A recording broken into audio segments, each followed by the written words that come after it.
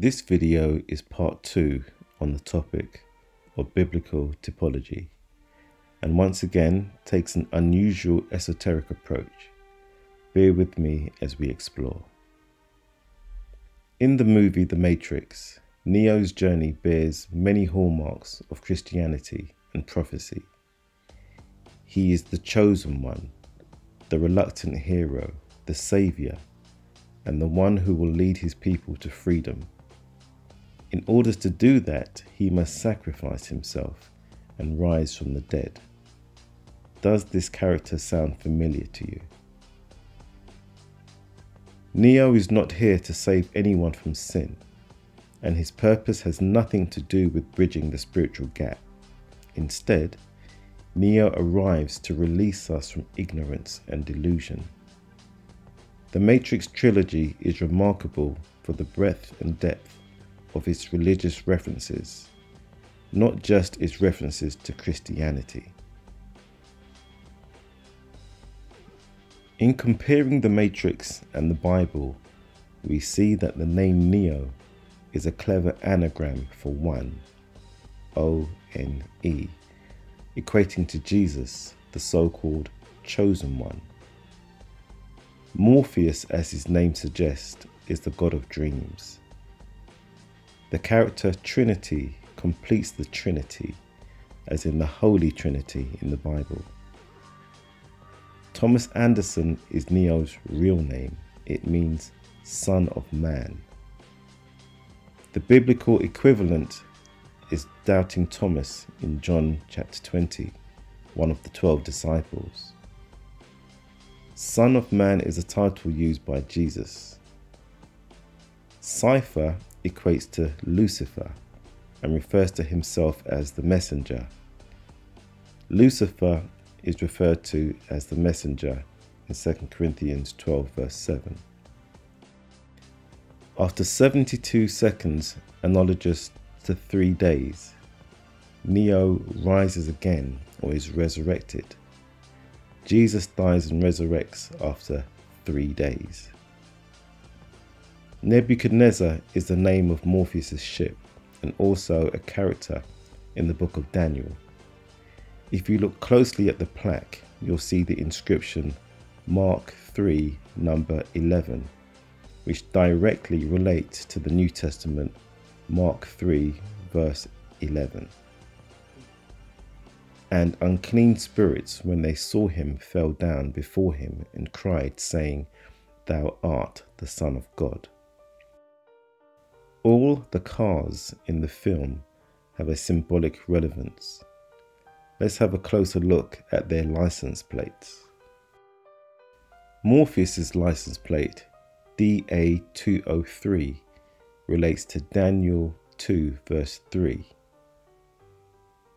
And the king said unto them, I have dreamed a dream, and my spirit was troubled to know the dream. Agent Smith's car reads IS 5416, relating to Isaiah 54 verse 16. Behold, I have created the smith that bloweth the coals in the fire, and that bringeth forth an instrument for his work.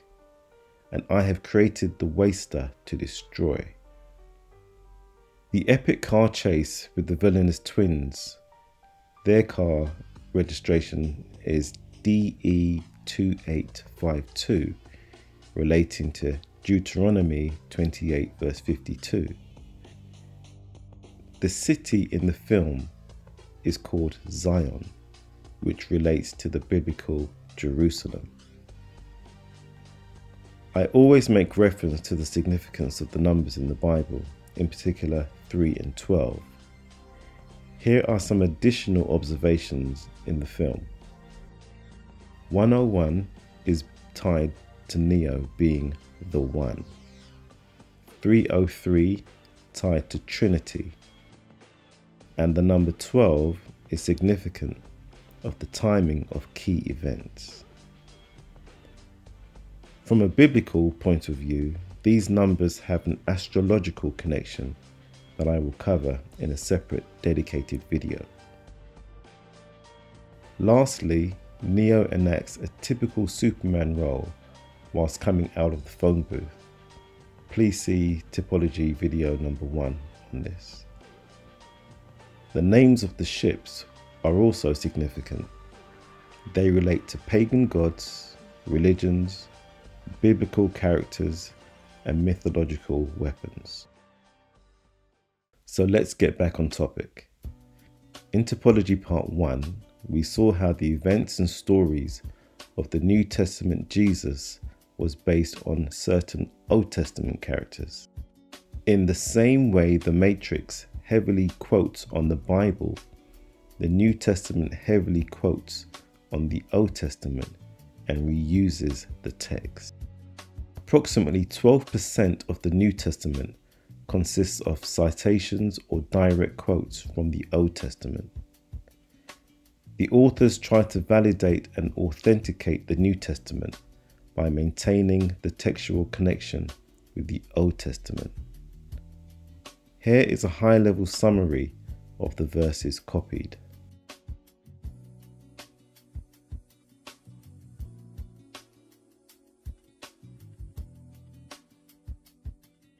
As in Typology Part 1, the argument of prophecy and fulfillment is used to justify this reuse of text between Old and New Testament. I've studied a few of the main apologists' argument, claiming this reuse of text helps to correlate the truths in the verses, characters, and stories, thus justifying the validity of the Bible. To an extent, this is true, but not through prophecy, but through manipulative authorship and human construction of religion. Also, the apologists attempt to validate typology by overlooking the multitude of factual and historic arguments that the underlying stories and characters themselves are simply not true. They are celestial metaphors and allegory. The Christian belief that the redemptive history is being fulfilled as prophecy from the Old Testament to the New Testament is simply based on faith, a concept that through indoctrination applies only to the Bible and religion.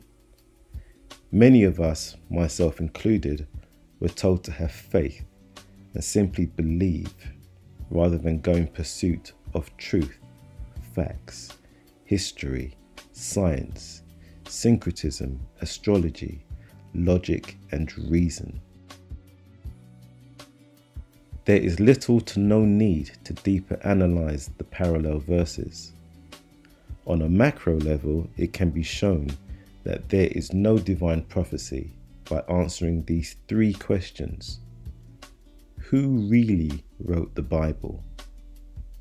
How was the Bible constructed? And thirdly, considering how long civilizations existed, when did we receive the Bible and under what circumstances? How many Bible readers can factually answer these 3 questions? We have been given a book, told to believe in it, and understand nothing about the history of how it came to be. I will address these questions and more in a series of dedicated videos, as they will unravel and expose the faith-based belief of divine authorship, which couldn't be further from the truth.